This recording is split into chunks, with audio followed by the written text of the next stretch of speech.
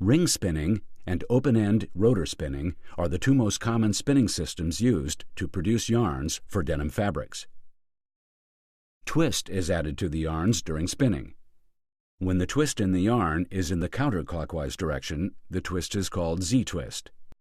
When looking at a yarn with Z-twist, the fiber orientation will be the same direction as the letter Z. This is the most common twist direction for ring spun and currently the only direction available for open-end spun yarns. This twist is called S-twist if the yarn is being twisted in the clockwise direction.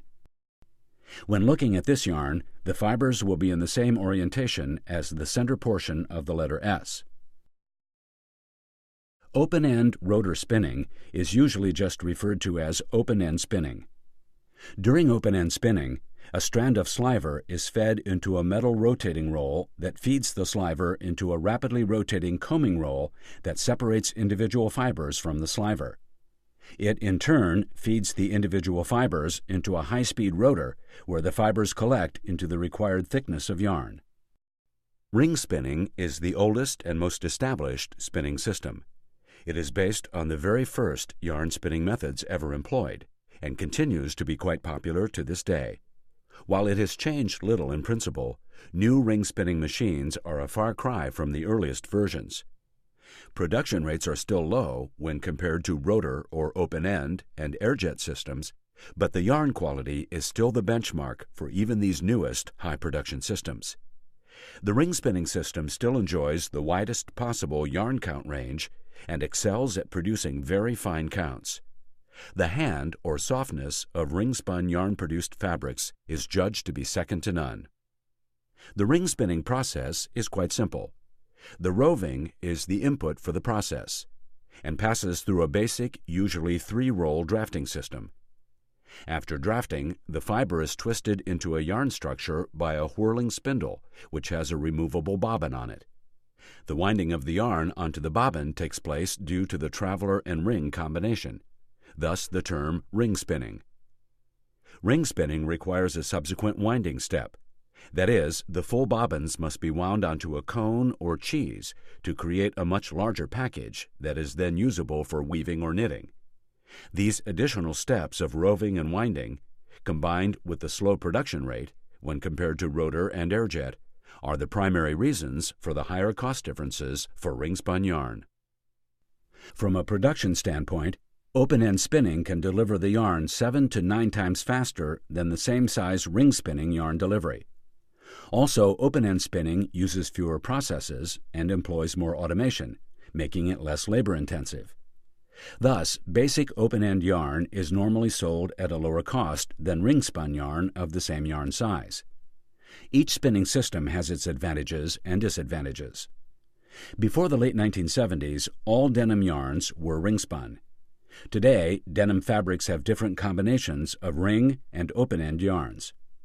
When you hear such terms as ring-ring, OE-OE, and ring-OE, it's referring to what spinning system was used to create the warp and filling yarns, respectively.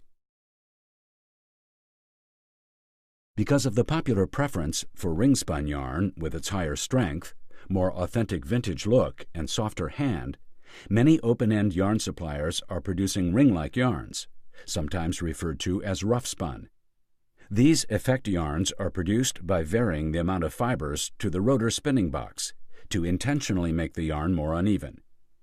The yarn can also be made hairier and softer by roughing up the yarn surface as it leaves the rotor spinning box. A ceramic navel with grooves causes some of the fibers on the surface of the yarn to pull free as the yarn is pulled across the navel.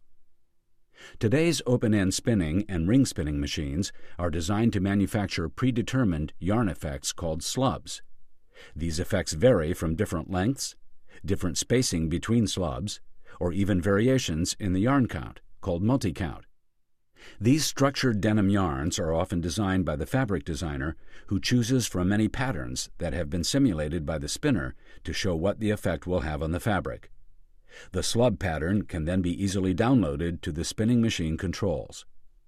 When slubs are only in the warp direction, the fabric is called warp slub denim. When the slubs are only in the filling yarn, the denim is called filling slub denim. And when the slub yarns are in both directions, the denim is said to be a crosshatch denim.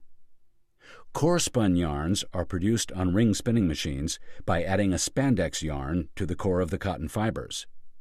Air jet and open-end spinning machines can also produce core-spun elastic yarns for denim. The drafted cotton fibers twist around the spandex core to produce an elastic spun yarn. These yarns can now be made with slubs and multi-count as well, thus allowing for a slub denim with filling stretch properties. As mentioned, the twill may have a right-hand or a left-hand angle to the twill line. The appearance of the twill line can be accentuated or diminished by the direction of yarn twist. This table shows the effect of matching the different twill directions with the yarn twist direction. The effect will be a more or less pronounced twill line. For instance, a right-hand twill and Z-twist gives the fabric twill line a low ridge or soft twill. A left-hand twill and Z-twist will give a higher ridge on the twill. Remember that Z-twist can only be formed in open-end yarns, while ring-spun yarns can have either Z or S twists.